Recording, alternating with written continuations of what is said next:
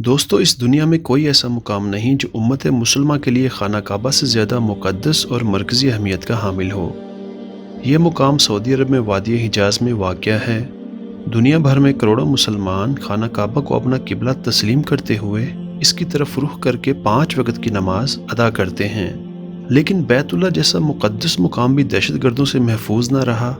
खाना काबा पर हमला कैसे हुआ, ये हमलावर कौन थे और इस हमले के पीछे उनके क्या मकासद थे, आइए आज की वीडियो में जानते हैं।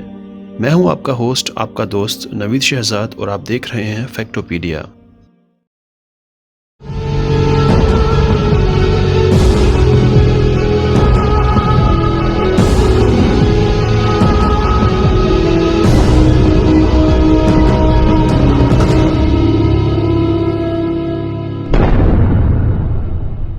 तो दोस्तों, ये बात है 1979 के नवंबर और दिसंबर के महीने की, जब 500 लोगों के मुसल्ह ग्रुप ने खाना काबा पर हमला कर दिया था।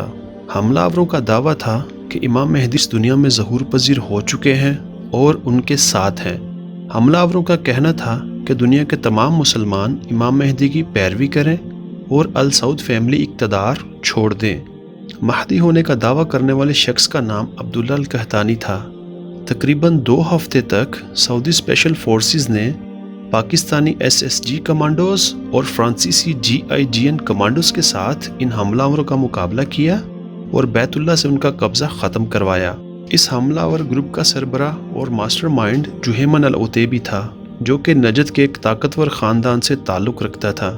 उसने अपने बहनोई अब्दुल्ला अल कहतानी को मेहदी करार दे दिया था और कहा कि क़यामत से पहले जिस मेहदी का इंतज़ार किया जा रहा था वो ज़हूर पजीर हो चुके हैं। इन लोगों ने मस्जिदुल हराम पर हमले का दिन भी इस्लामी साल का पहला दिन चुना। अल उतैबी, जो कि इस ग्रुप का सरबराह था, एक मशहूर इंसान था। उसके दादा अल सऊद फैमिली के बहुत करीब माने जाते थे। अल उतैबी एक आलिम दीन होने के साथ साथ सऊदी रॉयल फैमिली के नेशनल गार्ड्स में अपने फ़राइज़ भी सरअंजाम दे चुका था। अल उतैबी सऊदी अरब के ग्रैंड मुफ्ती अल शेख अब्दुल अजीज़ अल बाज़ का स्टूडेंट भी रह चुका था, लेकिन बाद में ये उन्हीं की मुखालफत पर उतर आया। अल उतैबी चाहता था कि सऊदी अरब से गैर मुस्लिम्स को निकाल दिया जाए, टीवी देखने पर मुकम्मल पाबंदी हो, और सबसे बड़ा मुतालबा ये था कि अल सऊद फैमिली फौरी तौर पर हुकूमत छोड़ दे। अल उतैबी और उसके बहनोई अब्दुल्ला अल कहतानी की पहली मुलाकात जेल में हुई थी। अल उतैबी ने अल कहतानी से कहा कि उसे अल्लाह ताला की तरफ से ख़ास आमद हुई है कि तुम ही मेहदी हो जिसके सारे मुसलमान मुंतज़िर हैं। अल कहतानी ने उसकी ये बात मान ली और बाद में उसकी बहन से शादी भी कर ली। जेल में ही ये दोनों अल सऊद फैमिली को हुकूमत से हटाने का मंसूबा बना चुके थे। जेल से निकलने के बाद उन्होंने लोगों को अपने साथ मिलाना शुरू कर दिया। मेहदी होने का दावा करने वाले अल कहतानी और अल उतैबी की बातों में बहुत सारे लोग आ गए। अल उतैबी, चूँकि पहले से ही एक आलिम दीन था और एक ताकतवर ख़ानदान से उसका ताल्लुक था, तो देखते ही देखते इन्होंने बहुत सारे लोगों को इकट्ठा कर लिया। अल उतैबी, जो कि पहले से ही नेशनल गार्ड्स में रह चुका था, इसलिए उसने नेशनल गार्ड्स के भी बहुत सारे लोगों को अपने साथ मिला लिया, जो कि खुद तो हथियार चलाने में एक्सपर्ट थे ही साथ उनको भी असला वगैरह फराहम कर सकते थे। नेशनल गार्ड्स के इन लोगों ने हमले से एक हफ्ता पहले ही मस्जिदुल हराम में मौजूद ज़ेरे ज़मीन चैम्बर्स में हथियार, बॉम्ब्स और गैस मास्क वगैरह इकट्ठा करना शुरू कर दिया था। इन नेशनल गार्ड्स के लिए मस्जिदुल हराम में मौजूद ज़ेरे ज़मीन चैम्बर्स तक असला पहुंचाना कोई मुश्किल काम न था। आखिर वो दिन भी आन पहुंचा जिस दिन हमलावरों ने अपने मंसूबे पर अमल करना था।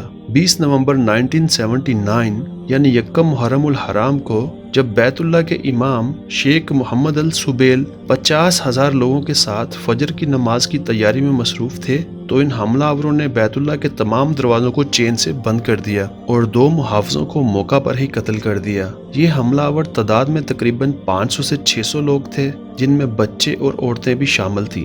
चूँकि उसी दौरान मस्जिदुल हराम में कुछ रेनोवेशन का काम भी चल रहा था, जिसकी वजह से वहाँ कुछ वर्कर्स काम कर रहे थे। इससे पहले कि हमलावर फ़ोन लाइंस कट कर देते, उन्हीं में से एक वर्कर ने इतला दी कि यहाँ हमला हो चुका है। हमलावरों ने कुछ नमाजियों को तो बाहर निकाल दिया और कुछ को अपने पास यरगमाल बना लिया। उनके पास हथियारों की बहुत बड़ी तादाद मौजूद थी। इसके अलावा गैस मास्क और बॉम्ब्स का ज़हीरा ये पहले ही कर चुके थे। मस्जिद के बाहर लोगों को कुछ अंदाज़ा न था कि अंदर कितने लोग यरगमाल बने हुए हैं और कितने हमलावर मौजूद हैं। सऊदी अरब के उस वक़्त के इंटीरियर मिनिस्टर प्रिंस नाइफ बिन अब्दुल अजीज़ को जब इस हमले का पता चला تو انہوں نے فوراً سیکیورٹی فورسز کو مسجد الحرام کی طرف بھیجا۔ تقریباً 100 سیکیورٹی آفیسرز نے ان باغیوں کا مقابلہ کیا، لیکن انہیں ناکام ہو کے واپس لوٹنا پڑا، چونکہ حملہ آوروں نے بہت سے لوگوں کو یرغمال بنا رکھا تھا اور ان کے ساتھ عورتیں اور بچے بھی شامل تھے۔ اور سب سے بڑی بات یہ کہ مسجد الحرام جیسے مقدس مقام پر یہ لوگ زیادہ خون خرابہ نہیں چاہتے تھے، اس لیے سیکیورٹی آفیسرز کو ہر قدم پھونک پھونک کر رکھنا پڑا۔ سعودی وزیر داخلہ نے فرانس کی اسپیشل فورس سے رابطہ کیا۔ فرانس سے 4 GIGN کمانڈوز جو کہ اس طرح کی سچویشن کو ہینڈل کرنے میں کافی ایکسپرٹ تھے، سعودی عرب پہنچ گئے۔ فرانس سعودی عرب کی مدد کرنے کے لیے اس لیے بھی ایگری ہو گیا کیونکہ ان دنوں سعودی عرب اور فرینچ انٹیلیجنس کسی خاص مقصد کے لیے اکٹھے کام کر رہے تھے۔ اس کے بعد سعودی عرب کی جانب سے پاک آرمی سے بھی رابطہ کیا گیا اور انہیں ساری صورتحال سے آگاہ کیا گیا۔ اسی وقت پاکستان کے تقریباً 50 SSG کمانڈوز سعودی عرب کے لیے بھیجے گئے۔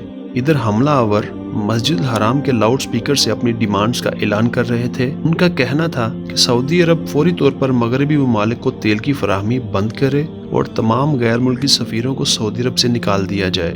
سعودی حکومت اور اس مشن میں ملوث سیکیورٹی فورسز نے یہ فیصلہ کیا کہ چونکہ حملہ آور مسجد الحرام میں موجود ہیں تو ان کو بہت محتاط طریقے سے مسجد کی حرمت کو مد نظر رکھتے ہوئے یہ مشن سر انجام دینا ہوگا۔ اب حملہ آوروں اور سیکیورٹی فورسز میں مقابلہ شروع ہو چکا تھا۔ یعنی شاہدین کا کہنا ہے کہ اصل آپریشن پاکستان کے SSG کمانڈوز نے مکمل کیا اور انہوں نے ہی حملہ آوروں کو گھٹنے ٹیکنے پر مجبور کر دیا۔ یہ لڑائی تقریباً 2 ہفتے تک چلی۔ فورسز کو ہر قدم سوچ سمجھ کر اٹھانا پڑا۔ حملہ آوروں میں موجود بچوں اور عورتوں کا خیال، ان کے پاس یرغمال بنے بے قصور لوگ اور سب سے بڑھ کر مسجد کی حرمت کا خیال ان کے ذہن میں تھا۔ اس لڑائی میں مرنے والوں کی تعداد تقریباً 255 ہو چکی تھی اور 560 لوگ اس لڑائی کے چلتے زخمی ہوئے، جن میں حملہ آور، عام لوگ اور فورسز کے لوگ بھی شامل تھے۔ آخر کار 2 ہفتے کے بعد فورسز نے مسجد الحرام کو ان حملہ آوروں سے آزاد کروا لیا۔ اس حملے کا سن کر پوری امت مسلمہ میں شدید غم و غصہ تھا۔ مہدی ہونے کا دعویٰ کرنے والا القحطانی اس لڑائی میں مارا جا چکا تھا، لیکن اس حملے کا ماسٹر مائنڈ جہیمن العتیبی اپنے دوسرے حملہ آور ساتھیوں سمیت پکڑا گیا اور بعد میں ان سب باغیوں کے سر قلم کر دیے گئے۔ اللہ تعالیٰ مسجد الحرام اور تمام امت مسلمہ کو شر پسندوں کے شر سے محفوظ رکھے اور ہمیں اپنے پیارے گھر کی زیارت کرنا نصیب فرمائے۔ تو دوستو، میں امید کرتا ہوں کہ ہماری آج کی ویڈیو آپ کو اچھی لگی ہوگی۔ اگر ویڈیو اچھا لگا ہو تو پلیز لائک کیجیے گا، اور اگر آپ نے ابھی تک ہمارا چینل سبسکرائب نہیں کیا تو پلیز سبسکرائب اٹ۔ اب میں ملوں گا آپ کو ایک نئی ویڈیو کے ساتھ، تب تک کے لیے اپنا بہت سارا خیال رکھیے گا۔ اللہ حافظ۔